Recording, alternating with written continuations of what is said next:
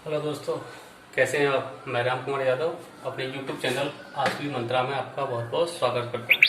दोस्तों, जैसा कि सॉलिड स्टेट चैप्टर चल रहा था और दोस्तों पिछले मैं टॉपिक्स पर आपको solid state, types of solids और टाइप्स ऑफ क्रिस्टलाइन सॉलिड्स, यह टॉपिक दोस्तों मैं आपको कवर करा चुका हूँ।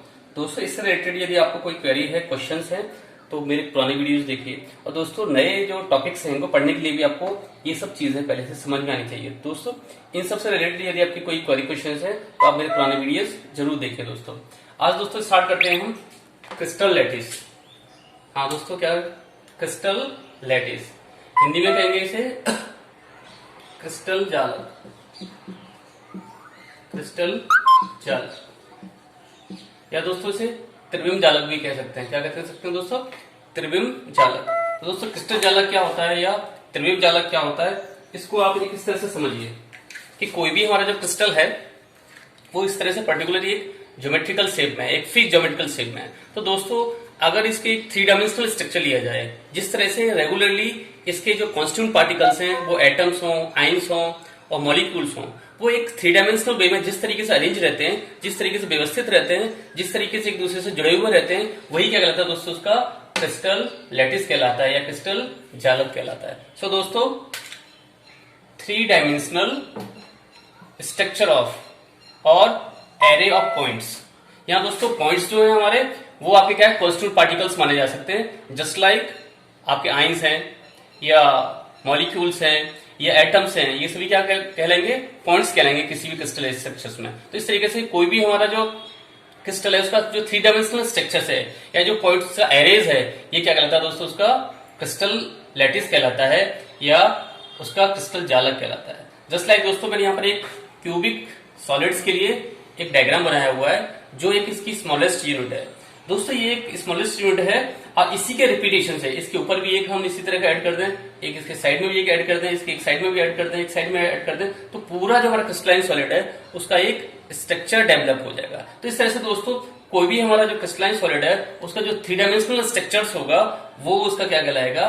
क्रिस्टल लैटिस कहलाएगा या क्रिस्टल जालक कहलाएगा। दोस्तों, किसी भी क्रिस्टलाइन सॉलिड के क्रिस्टल लैटिस या क्रिस्टल जालक के बारे में जानकारी बहुत जरूरी है, क्योंकि दोस्तों उसी से उसका स्ट्रक्चर पता चलता है कि वो किस स्ट्रक्चर का होगा या किस तरीके का होगा। कोई भी दोस्तों हमारा जो क्रिस्टल लैटिस होगा उसके थ्री डायमेंशनल स्ट्रक्चर्स में जो हमारे पॉइंट्स होंगे वो इस तरीके से उनके कॉर्नर्स पर अरेंज होंगे। तो दोस्तों, इस तरह से जो ब्लैक डॉट्स आपको दिखाई दे रही है, एक्चुअली दोस्तों क्या ये इनके पॉइंट्स हैं या दोस्तों इनके मोटिव्स हैं या दोस्तों क्या इनके कॉन्स्टिट्यूंट्स हैं।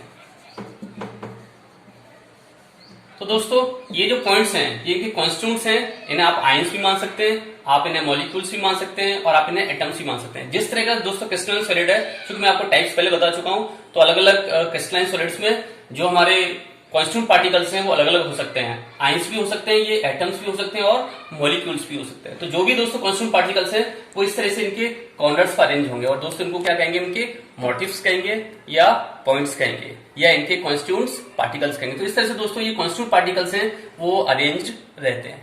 कोई भी जो हमारा क्रिस्टल लैटिस है उसकी क्या कैरेक्टरिस्टिक्स हो सकते हैं, क्या फीचर्स हो सकते हैं? तो दोस्तों उसके लिए सबसे पहला पॉइंट ये है कि जो भी पॉइंट्स हैं, मैंने आपको दोस्तों ये बताए थे, ये जो पॉइंट्स हैं हमारे वो क्या कहलाते हैं? लैटिस पॉइंट्स कहलाते हैं। यानी जो हमारे क्रिस्टल पॉइंट्स हैं उन्हीं को हम किस नाम से जानेंगे? लैटिस पॉइंट्स के नाम से जानेंगे या लैटिस साइड्स के नाम से कहेंगे। तो आगे दोस्तों जब भी हम इस स्ट्रक्चर्स के बारे में और ज्यादा डीपली पढ़ेंगे या आगे चैप्टर्स में और आगे पढ़ेंगे तो इन पॉइंट्स को दोस्तों हम क्या कहेंगे? लैटिस पॉइंट्स कहेंगे या लैटिस साइड्स कहेंगे। तो दोस्तों इस नाम से भी ये जाने जाते हैं।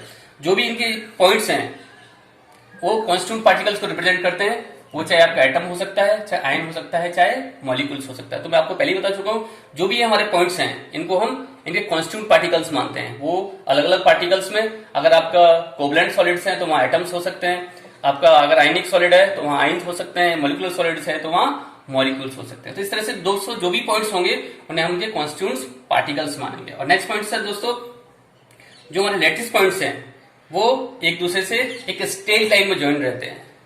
इस तरह से दोस्तों, जैसे ये एक पॉइंट होगा, क्रिस्टल पॉइंट होगा, एक क्रिस्टल पॉइंट ये हो गया और ये एक दूसरे से स्ट्रेट लाइन से जुड़े हुए हैं। ऐसे दोस्तों ये हो गया और ये हो गया और इस तरह से दोस्तों एक फिक्स ये क्या बनाते हैं?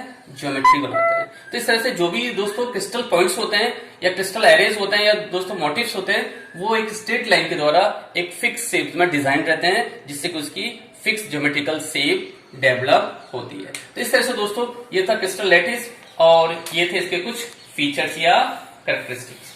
तो इस तरीके से दोस्तों ये क्रिस्टल लैटिस के बारे में और आपको कोई क्वेरी है, क्वेश्चन है तो आप मुझे वीडियो के एंड में बता सकते हैं।